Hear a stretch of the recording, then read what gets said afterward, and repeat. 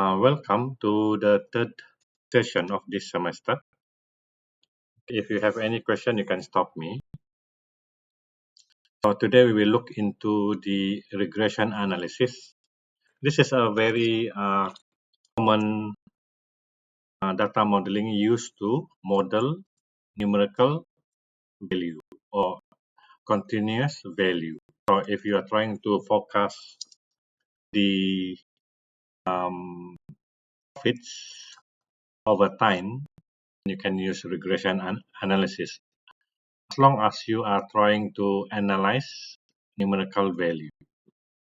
So we could forecast the dependent variable based on several independent variables. So let's take a look at that. Okay. So as I mentioned last week, we have supervised and unsupervised reinforced learning. So two of the main category under supervised, we have regression and classification. So today we will learn regression. So as I mentioned just now, we use the regression technique to predict the target value of continuous variable. So as long as you have numerical value for your dependent variable that you want to forecast, then you can use regression. For example, you want to predict the salary of an employee. If you compare with the classification technique, this is used whenever you have categorical value. So if you have class label or the label of your record that you want to predict, then we use classification technique.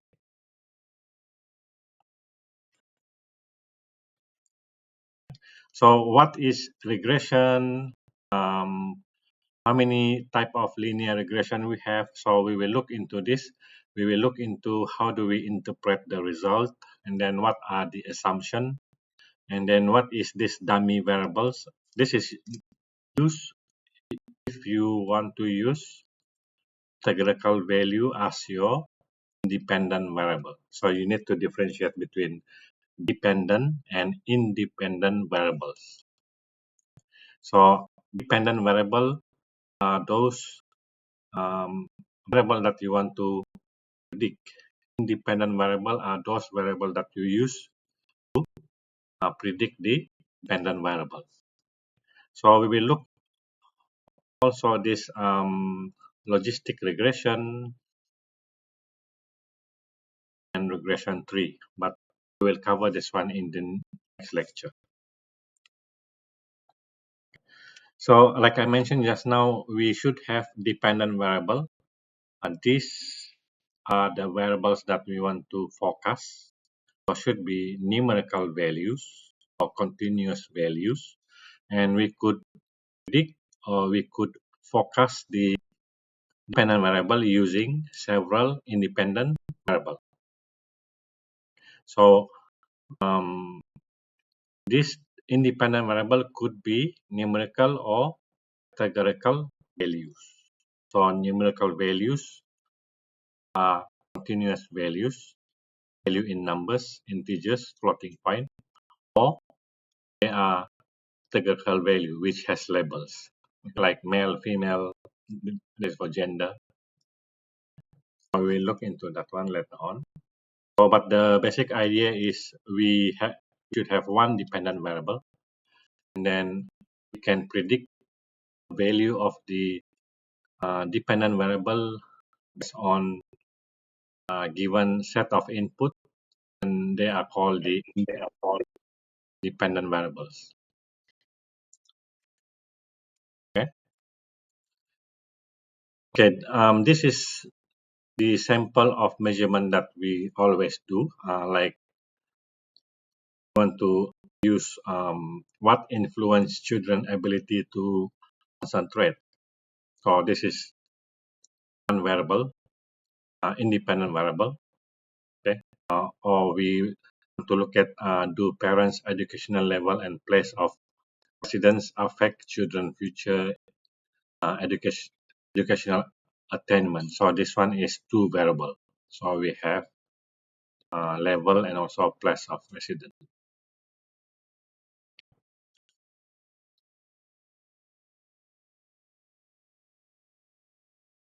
Okay, so we could also have a prediction of a variable by one or more other variable.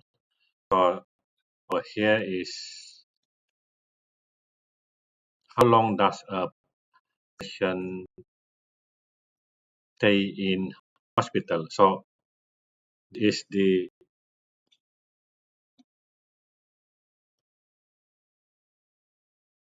variable that we want to predict. Okay, by based on one or more other variable. And also what product is a person most likely to buy from an online store. So this one is mostly based on one or more other variables that we have. And the more variable you have, the more complex is your linear regression analysis because you have to look into each variable that you have.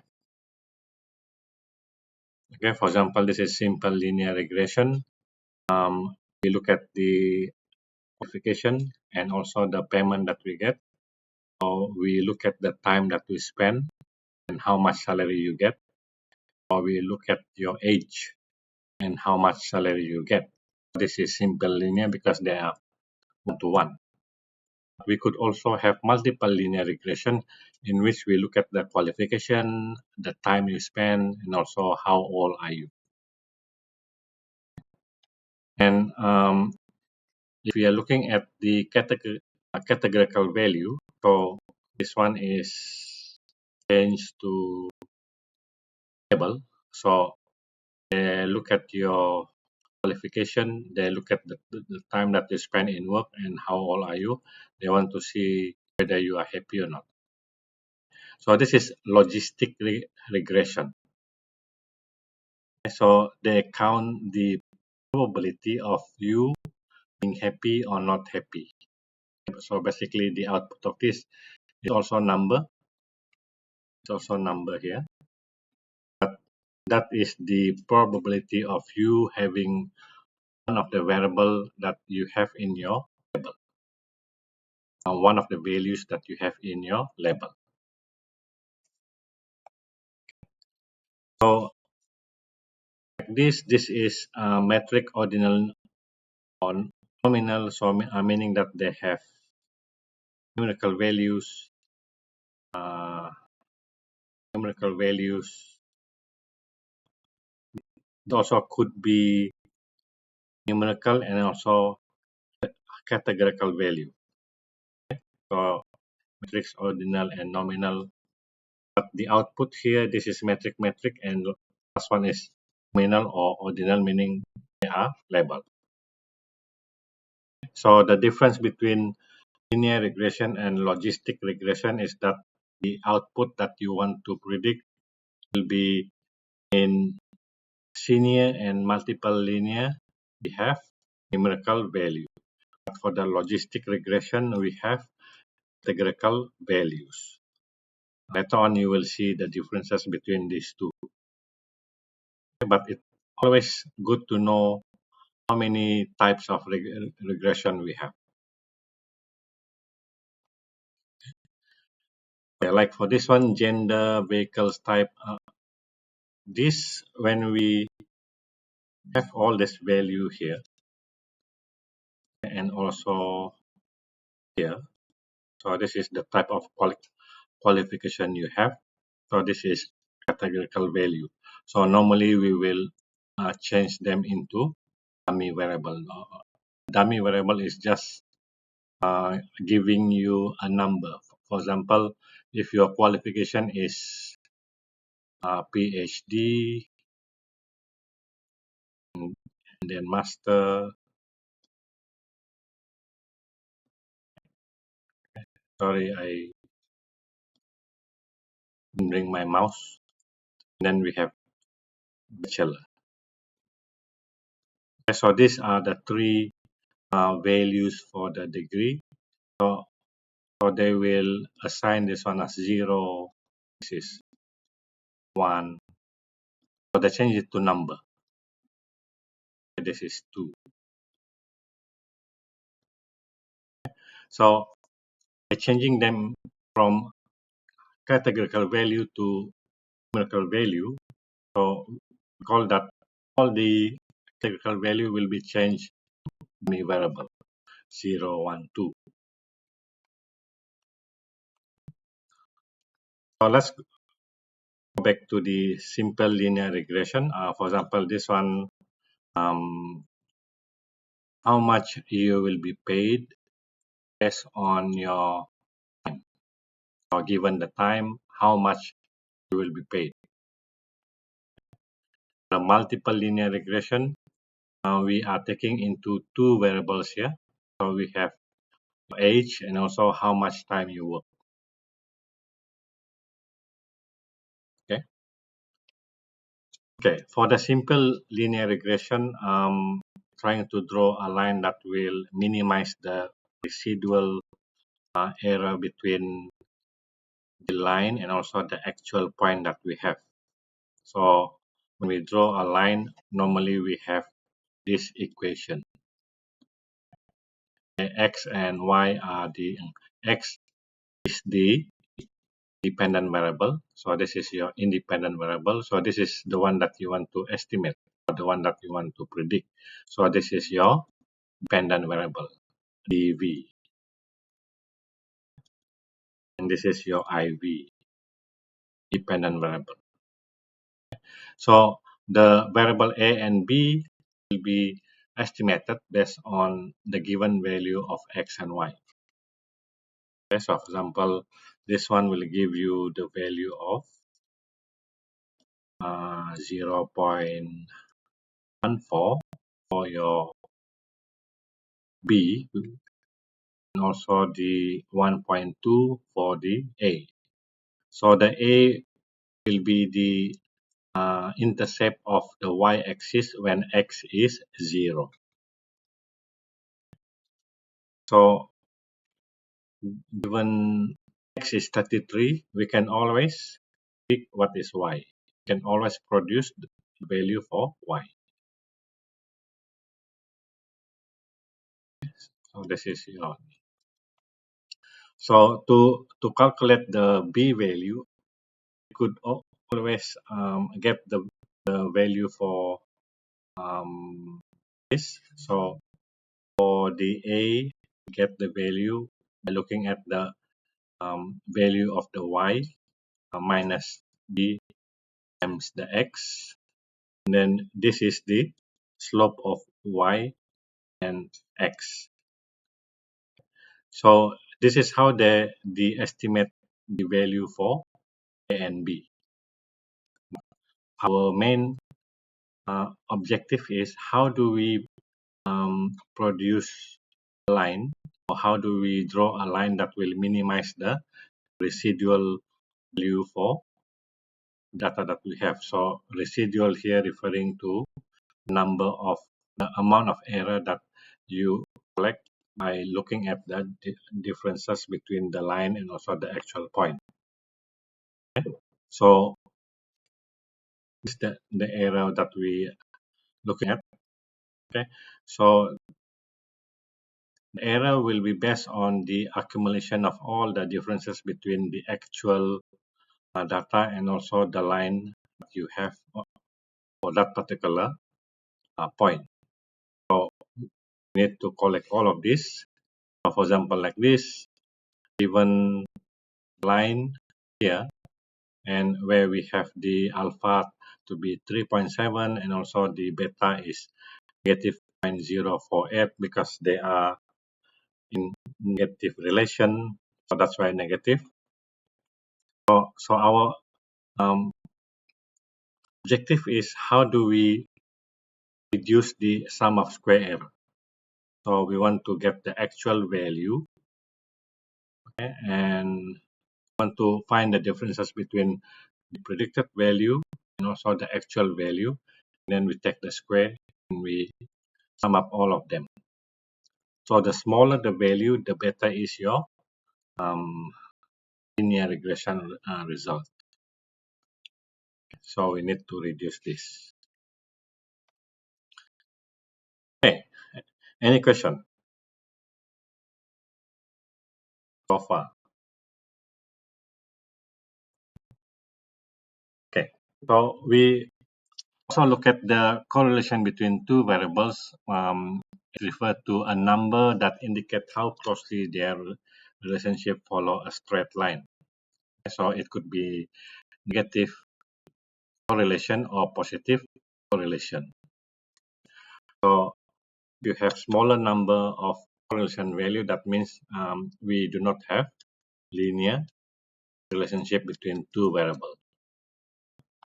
But must be careful, because if you look at this example, don't be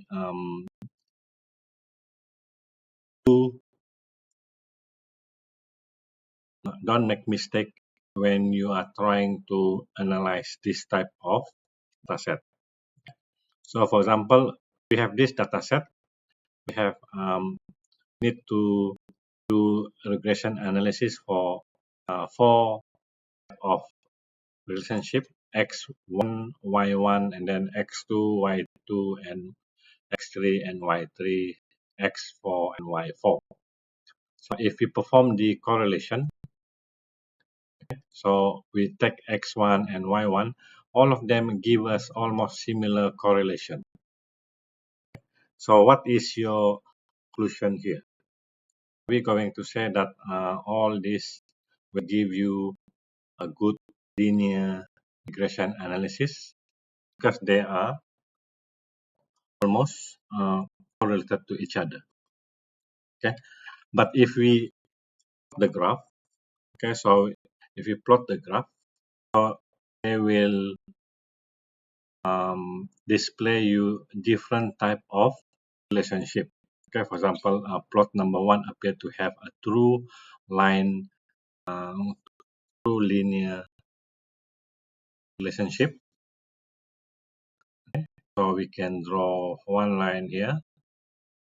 If you look at the plotting number 2, so this is heavy linear. They draw the line like this. And plot 3 has a dangerous outlier here. Still, they draw a line here.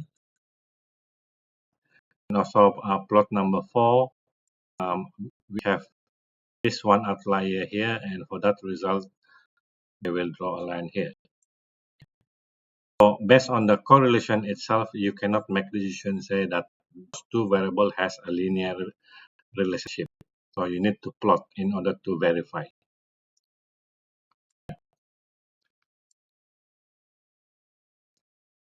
Okay, this is the example on how we perform the linear regression for simple linear regression. So we are talking about two variables here. Okay, so the y here referring to the amount of water in the river, and x is referred to the amount of water in the soil. So the water will run through and then go to the river. Okay. So if you look at this one, okay, so the y here referring to how much water you have in the river, and then the x here is referring to how much water you have in the soil or in the snow. So you want to predict this one. So we have a simple linear regression analysis here because it involves one-to-one, one independent and one dependent variable. Okay, so if we plot them, okay, we could write or draw a line here. So this is good. And if we perform the linear regression, okay, this is linear model. Then this is your y, and then this is your x. So very simple. So we use this tilde to say that I want to perform a linear model for the dependent variable versus the independent variable here. So we normally look at this one, the adjusted R square. If you have a simple linear regression, you could use this one. This is simple. This is for multiple regression. So this is if you have one-to-one.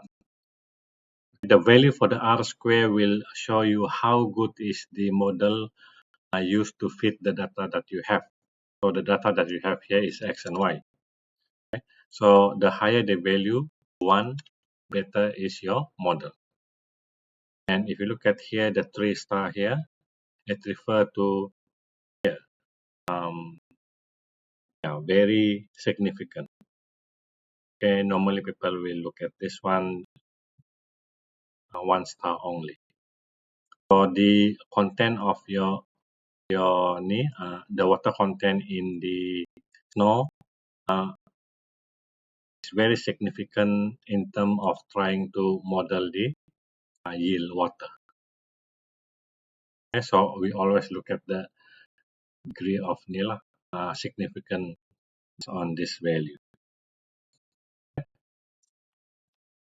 So if we draw a line, this is the line that we should have.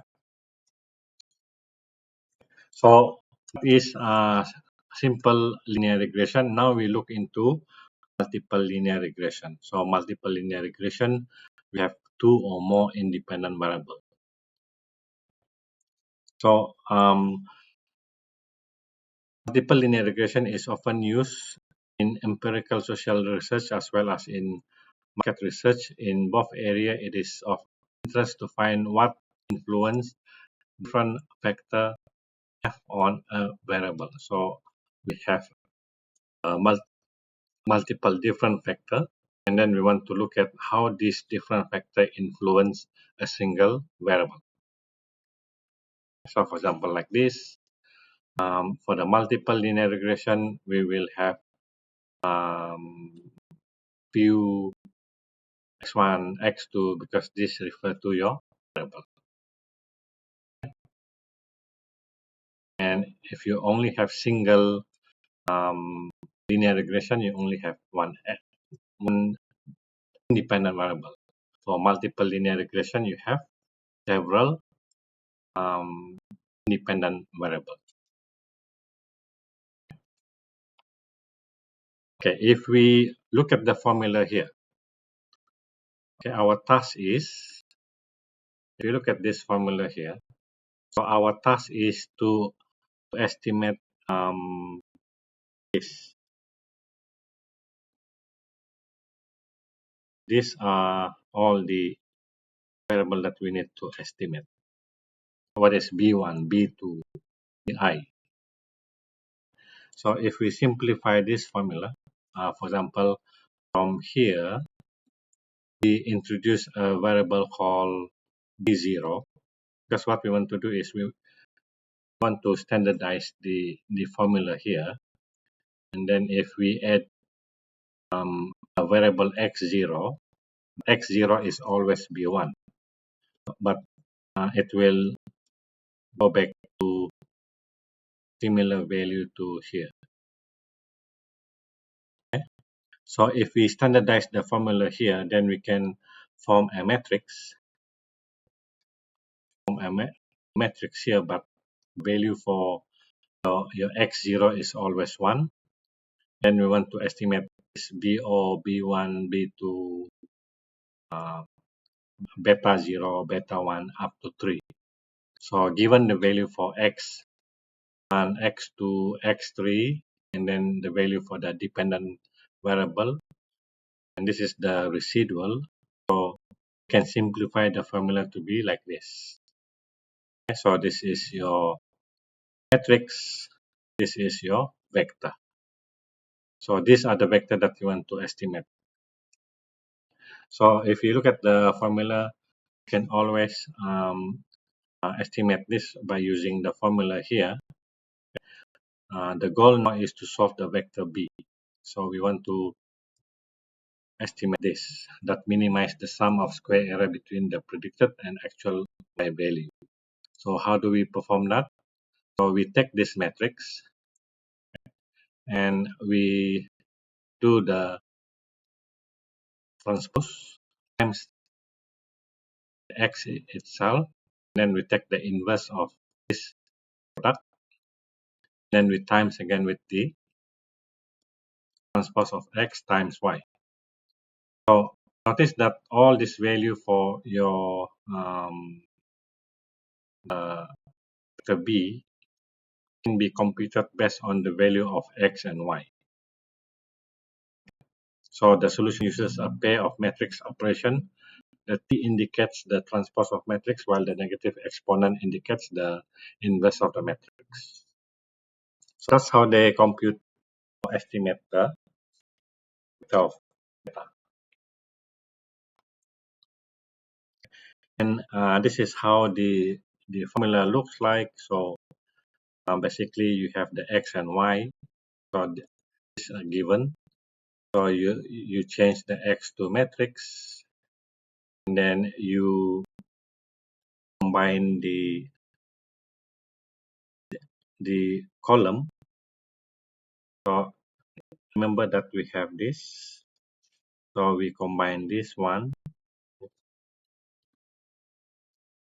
this one. So this is column binding 1 to x.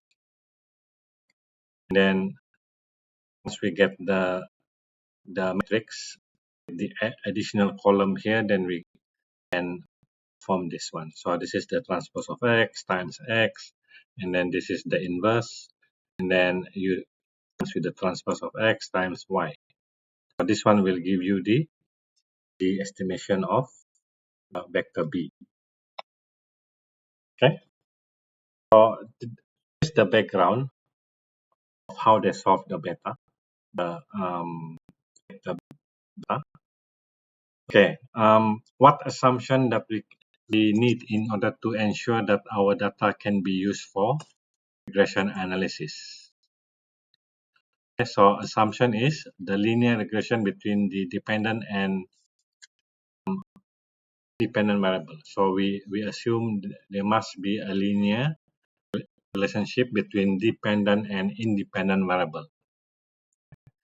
And the second one is normally distributed error component, no multicollinearity, or no instability of the regression coefficient, and no heteroscedasticity. So what does all this means? Okay. Let's take a look at one by one. Okay, the first one is linearity. So we must and we can visualize whether we have a linear relationship. So based on the previous example just now, you cannot use the correlation as the value to ensure that there is a linear relationship between two variables. You need to plot them. Okay. So this the examples are showing that this is not linear. The second one is normal distribution of error. So we can use the QQ plot. The more the data lies on the line, the better is your data. So this is the quantile plot, QQ plot.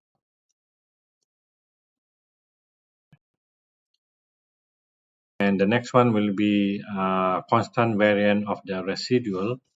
So we do not want to have this. Okay, where we do not have constant variance of the residual. So we need to have something like this. Across the time, we have the same variance of error. We do not want to have this. The error should be scattered evenly over the whole range. Okay? And lastly is the multicollinearity. In any of the regression analysis, we do not want to have two or more of the predictor highly correlated because they will say the effect of individual variable can then not be clearly separated because two variable with um, similar trend, which means they have high correlation. So if x1 and x2 are highly correlated to each other, it is difficult to interpret the value for the beta 1 and beta 2, B1 and B2. Okay. Okay. So those are the assumptions that we can make. So this one we could form the correlation analysis by using the correlation function x1 and x2, and then we can do the other pair of variable. Okay, any question?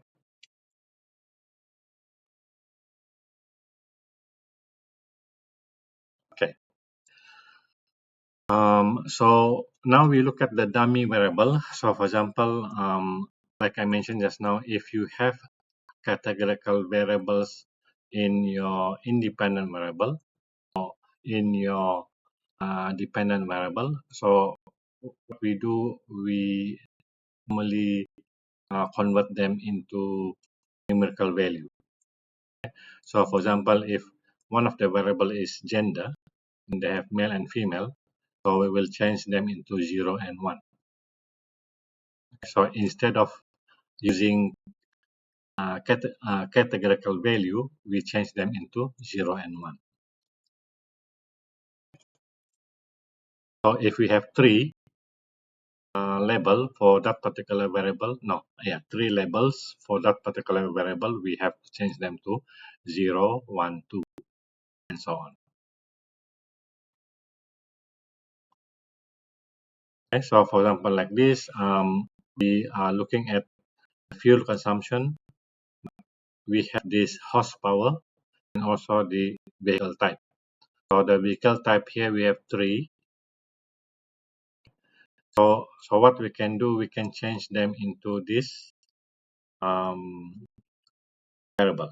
So vehicle types, so is sedan, okay, and then sport car, and then family van. Let me show. So for example, like this. So we have 1001. So put them whenever the vehicle type is true, then we put the value here. So pattern that we have here will be this. So, but when we simplify them, so this will become this, and so on. And this is if we got the third one, so it will become 0, 0.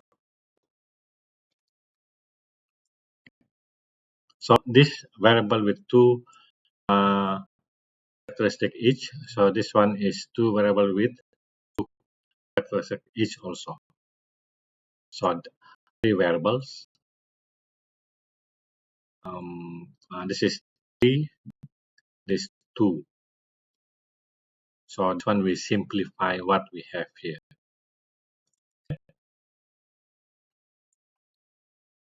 Okay. So any question? Okay, I will show you what the dummy variable looks like, the value for the dummy. Okay. Let's look at this simple problem. So this is multiple linear regression. Um, so we have this data set, medical expenses. So we want to predict how much you need to pay for your medical based on the age that you have, based on sex, gender, based on BMI, based on number of children you have, whether you're a smoker or where you stay.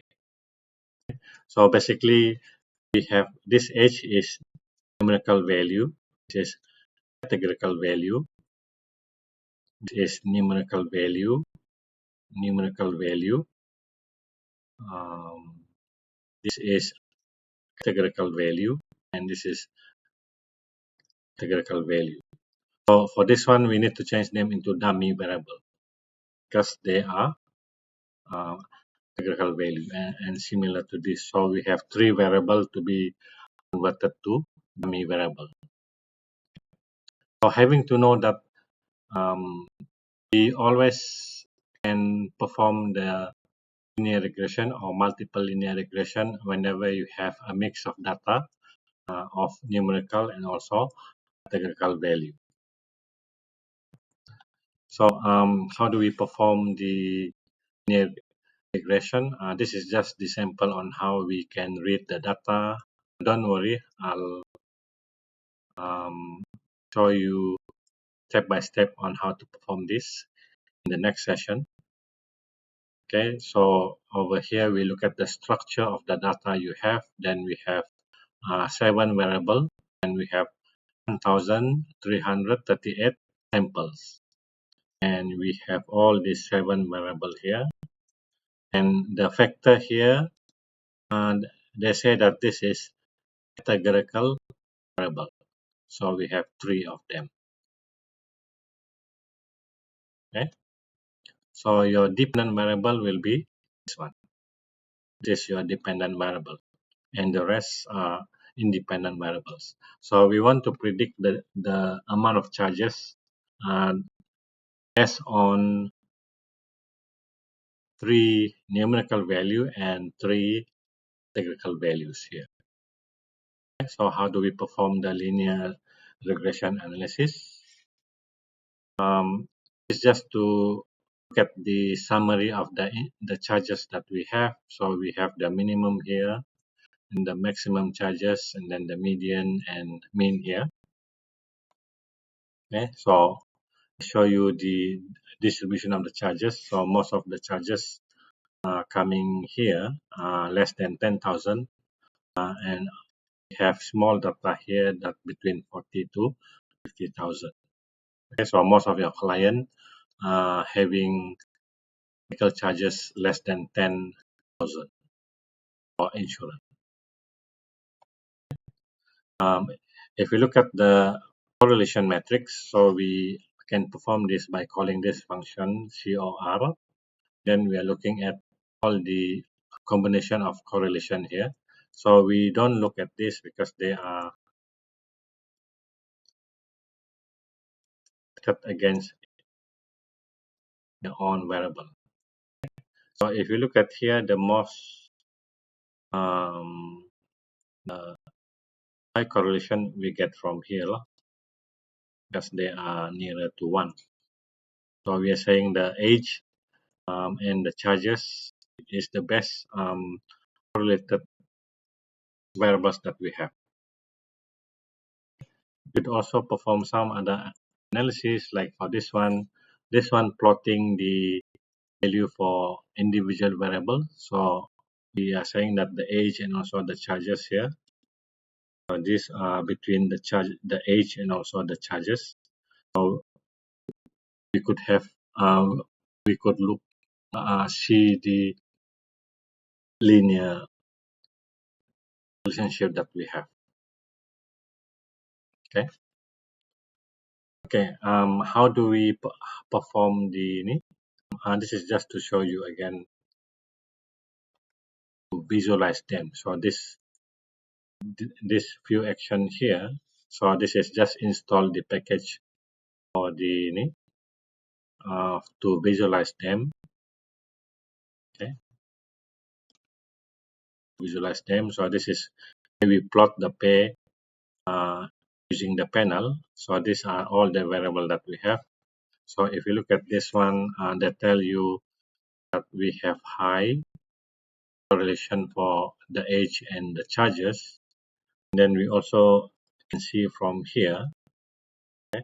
And also have this the red dot. The red dot is the center of your relationship between two variables. So if you see the round here, meaning that the round circle here, the more they are stretched, the high correlation they have. So this is no correlation because they are still round. Okay? But for this one, they have a stretch circle, so meaning that they have some kind of linear relationship between these two variables, age and charges. So this is a good tool for you to visualize the relationship between variables that we have in your data. Only remember that you can do this only for the numerical value. So we have the age, we have the BMI, and also the number of children, and also the charges. So you cannot do for the categorical value. So over here, you need to be careful to not put the categorical value.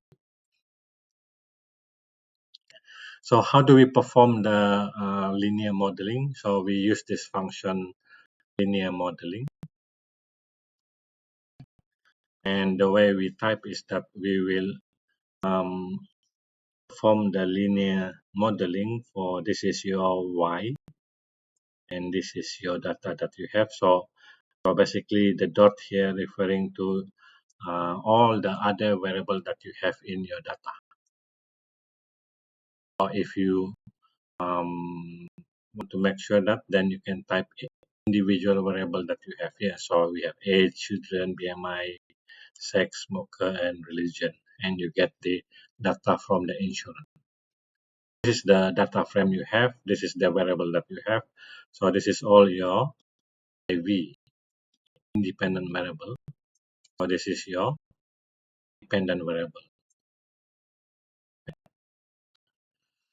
Okay, so once we type this, the model that we have will be this one. So this is your insurance model.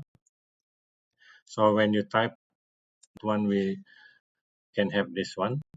So this is the formula that we use. So in here, we say that, okay, for every age you add, you will need to add this amount. So next year, you need to add 5, 6. Every birthday you celebrate. So if you add one more children, you need to add 475. So if your BMI increase by 1, then you need to add this. Okay. And over here, if you are male, then you have to pay less. If you are a smoker, you need to add this one. So this one tell you, okay, if you stay in northwest or southeast and southwest, so you pay less because this is minus. So if you are staying in this missing, we missing the northeast. So at the moment, this is for the northeast. Northeast, this is the value you have. But if you're staying in other region, then you need to minus. So how do we understand that? So this is how we trend that. How do we conclude? For each year that age increase, you would expect additional 256. So similarly, each additional children that you have, you need to pay this. Okay? Each BMI increase, you need to add this yearly. Okay? So this is how we interpret the value on the model that we produce. Okay? So if you look at the summary of the linear model, okay. So like I mentioned just now, we are looking at 3 or 2 star here. So the 3 star here, like BMI, children, and smoker, and age. These are the 4 variables which are significantly influence the number of charges that we pay. Okay, the other are not that are not that critical. Okay, so that's how we interpret the result here. And since this is multiple, so we are looking at this. Okay, so they are adjusted here because when we perform the multiple R square. So we keep adding the variable, so we have some error. So for this one, they will adjust the error in order to get the best fitting of the model. So since the adjusted R square value is this, we know that 75% of the variation in the independent variable is explained by our model. So that's how we conclude. The higher the value of the adjusted R square, the better they are. Okay. So let me go back to the previous one. This one. Nope. This. Okay. So for the linear function, the linear model function automatically apply a technique known as dummy coding. So this is the dummy variable that we have. So for example, for the sex, they will be changed to 1, and sex male and sex female to 0.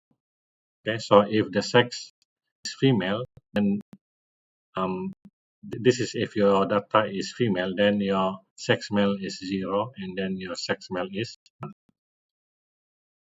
So the same coding for the 3 variable just now.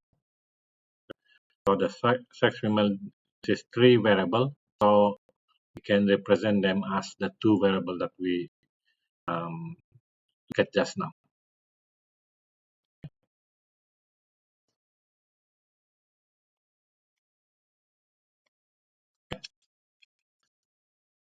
So we conclude the lecture today. So for the next meeting, I will go over some of the practical that we have. Um, so your first assessment will start this week. So you will have your online